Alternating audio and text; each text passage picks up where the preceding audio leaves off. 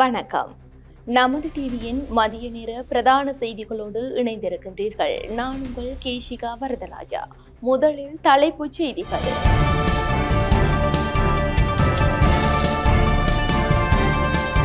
நுவரெலியாவில் கோர விபத்து, பள்ளி எண்ணிக்கை 21 அதிகரிப்பு. மக்களின் நம்பிக்கை வீண் போகாது, சுமந்திரன் உறுதி. தமிழர் நிலத்தை தமிழர் ஆள வேண்டும் என்பதே மக்கள் தீர்ப்பு, சுரேஷ் பிரேமச்சந்திரன் வலியுறுத்து. ஊசலாடும் கொழும்பு மாநகர சபையின் அதிகாரம், சஜித்திடமிருந்து கை நழுவக்கூடிய சாத்தியம். ஒப்பந்தத்தை மீறுகிறது பாகிஸ்தான், இந்தியா குற்றச்சாட்டு. தொடர்பான உள்நாட்டு செய்திகள்.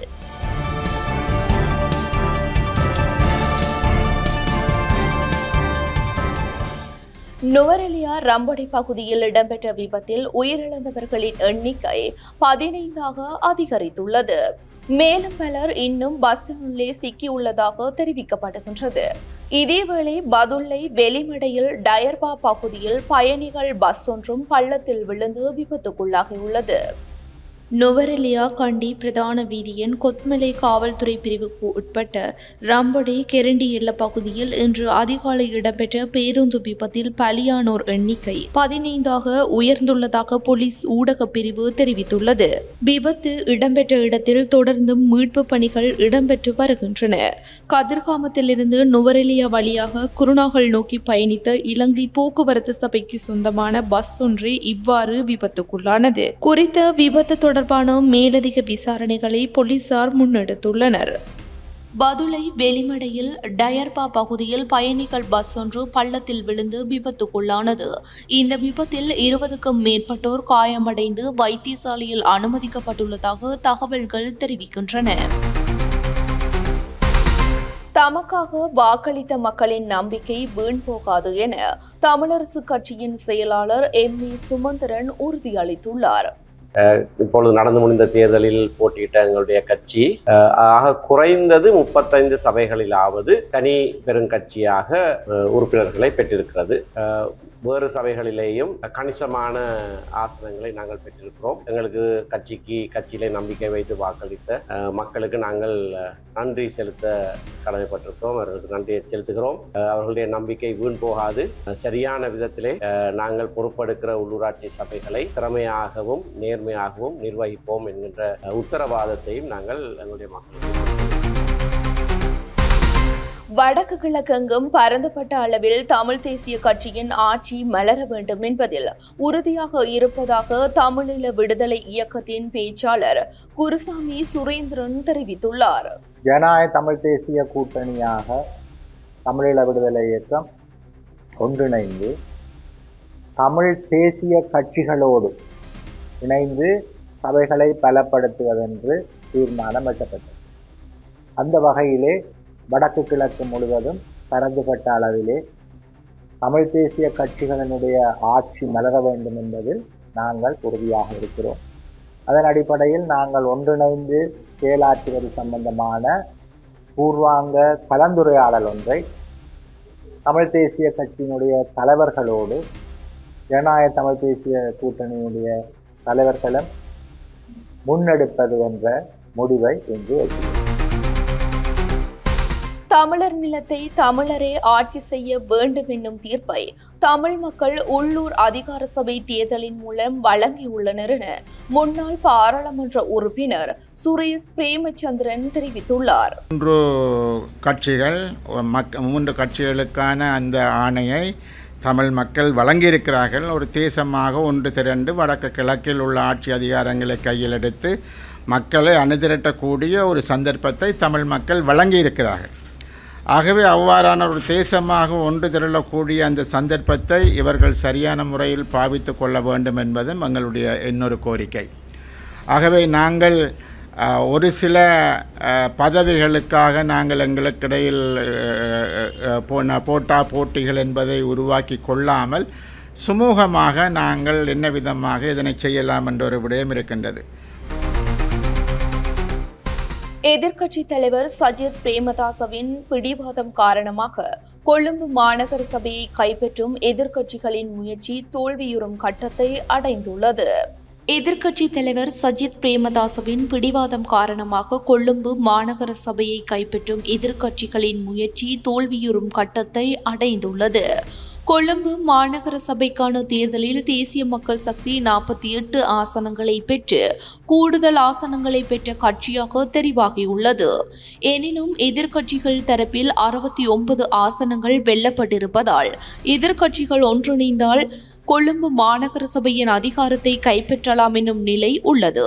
இதன் காரணமாக தேசிய மக்கள் சக்திக்கு அடுத்ததாக கூடுதல் உறுப்பினர்களை பெற்றுக்கொண்டுள்ள ஐக்கிய மக்கள் சக்தி கொழும்பு மாநகர சபை அதிகாரத்தை கைப்பற்ற விரும்பினால் ஆதரவு தர தயாராக இருப்பதாக ஐக்கிய தேசிய கட்சி அறிவித்திருந்தது.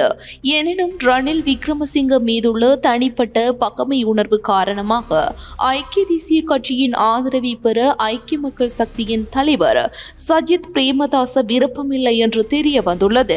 அதன் காரணமாக கொழும்பு மாநகர சபையின் அதிகாரத்தை தேசிய மக்கள் சக்தியை கைப்பற்றும் என்று எதிர்பார்க்கப்படுகின்றது.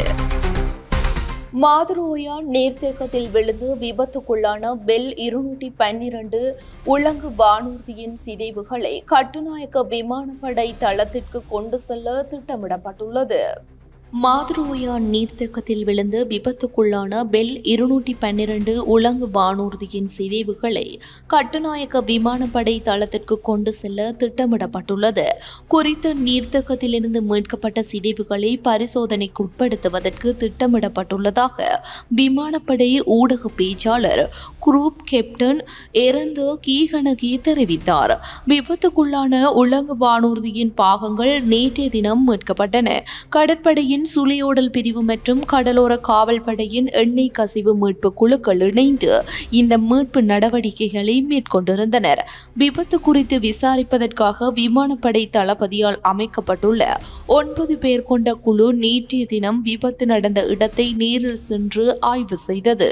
நேற்று முன்தினம் இடம்பெற்ற இந்த விபத்தில் 2 விமானப்படை சிப்பாய்களும் 4 இராணுவ விசேட அதிரடிப்படை சிப்பாய்களும் உயிரிழந்தனர்.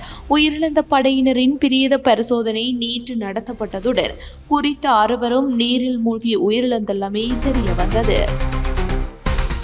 வெசாக் பூரணி தினத்தை முன்னிட்டு சிறைச்சாலை கைதிகளுக்கு பார்வையாளரை சந்திக்க வாய்ப்பு வழங்கப்பட்டுள்ளது.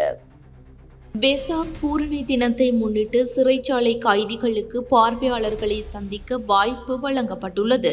அதன்படி நாளை மற்றும் நாளை மறுநாள் ஆகிய 2 தினங்களும் இதற்கான சந்தர்ப்பம் வழங்கப்பட்டுள்ளதாக சிறைச்சாலைகள் திணைக்களம் தெரிவித்துள்ளது. ஒவ்வொரு கைதிக்கும் போதுமான வகையில் கைதியின் உறவினர்களால் கொண்டுவரப்படும் உணவுப் பொதிகள், இனிப்புகள் மற்றும் சுகாதார பொருட்கள் ஆகியவற்றை வழங்க ஏற்பாடு செய்யப்படும் என சிறைச்சாலை திணைக்களம் தெரிவிக்கிறது. இந்த பார்வையாளர்கள் சந்திப்பு நாட்டில் உள்ள அனைத்து சிறைச்சாலைகளிலும் சுகாதார வழிகாட்டுதலுக்கு அமைய இடம்பெறவுள்ளன. யாழ்ப்பாணத்திலிருந்து கொழும்பு நோக்கி சென்ற புகையிரதத்துடன் மோதி ஒருவர் உயிரிழந்துள்ளார். யாழ்ப்பாணத்திலிருந்து கொழும்பு நோக்கி சென்ற புகையிரதத்துடன் மோதி பளை பகுதியில் ஒருவர் உயிரிழந்துள்ளார். யாழிலிருந்து காலை 6:30 மணியளவில் கொழும்பு நோக்கி பயணித்த புகையிரதம் 7:30 மணியளவில் பளை பகுதியில் மோட்டார் சைக்கிள் ஒன்றை மோதி தள்ளியது. இதில் மோட்டார் சைக்கிளில் பயணித்த நபர் சம்பவ இடத்திலேயே உயிரிழந்துள்ளார். மேலதிக விசாரணைகளை போலீசார் மேற்கொண்டு வருகின்றனர். களுத்துறை கம்மத்தேகொட பகுதியில் ஒருவர் பொல்லினால் தாக்கி கொலை செய்யப்பட்டுள்ளார். நாகொடை கம்மத்தேகொட பகுதியில் ஒருவர் பொல்லினால் தாக்கி கொலை செய்யப்பட்டுள்ளார். இந்த சம்பவம் நேற்று பிற்பகல் நடந்ததாக போலீசார் தெரிவிக்கின்றனர். நாகொடை கம்மத்தேகொட பிரதேசத்தை சேர்ந்த 83 வயதான ஒருவரே இவ்வாறு உயிரிழந்தார். தற்போதைய விசாரணையில் சந்தேக நபர் மனநலம் பாதிக்கப்பட்டவர் என்பது தெரிய வந்துள்ளதாக போலீசார் கூறுகின்றனர். சந்தேக நபரை கைது செய்வதற்காக போலீசார் மேலதிக விசாரணைகளை முன்னெடுத்துள்ளனர். தொடர்பான சர்வதேச செய்திகள். பாகிஸ்தான் போர் நிறுத்த ஒப்பந்தத்தை மீறியுள்ளதாக குற்றம் சாட்டப்பட்டுள்ளது. இந்தியா மற்றும் ராணுவ நடவடிக்கைகளை நிறுத்துவதாக அறிவிப்பு வெளியான நிலையில் காஷ்மீரில் சில இடங்களில் வெடிப்பு சத்தங்கள் கேட்பதாக குற்றம் சாட்டப்பட்டது. இந்த நிலையில் சனிக்கிழமை இரவு 11 மணியளவில் செய்தியாளர்களை சந்தித்த இந்திய வெளியுறவு செயலாளர் விக்ரம் மிஸ்ரி, இந்தியா பாகிஸ்தான் ராணுவ நடவடிக்கைகளுக்கான இயக்குனர் ஜெனரல்களுக்கு இடையே இன்று மாலை எட்டப்பட்ட உடன்பாட்டை கடந்த சில மணி நேரமாக பாகிஸ்தான் மீறி வருகிறது. எல்லையில் நடக்கும் மீறல்களை இந்திய ராணுவத்தினர் தடுத்து வருகின்றனர். இது கண்டிக்கத்தக்கது. பாகிஸ்தான் இந்த சூழ்நிலையை நன்கு புரிந்து கொண்டு இதனை தடுப்பதற்கு தேவையான நடவடிக்கைகளை உடனடியாக எடுக்கும் என நம்புவதாகவும் தெரிவித்துள்ளார். சுமார் 2.5 நிமிடங்கள் நீடித்த இந்த செய்தியாளர் சந்திப்பில் நிலவரத்தை ராணுவம் உன்னிப்பாக கண்காணித்து வருவதாகவும், மேலும் சர்வதேச எல்லை மற்றும் எல்லை கட்டுப்பாட்டு கோட்டு பகுதியில் எந்த ஒரு அத்துமீறல்களையும் சமாளிக்க உறுதியான மற்றும் கடுமையான நடவடிக்கை எடுக்க ராணுவத்திற்கு உத்தரவிடப்பட்டுள்ளதாக வெளியுறவு செயலாளர் கூறினார். தொடர்பான விளையாட்டு செய்திகள்.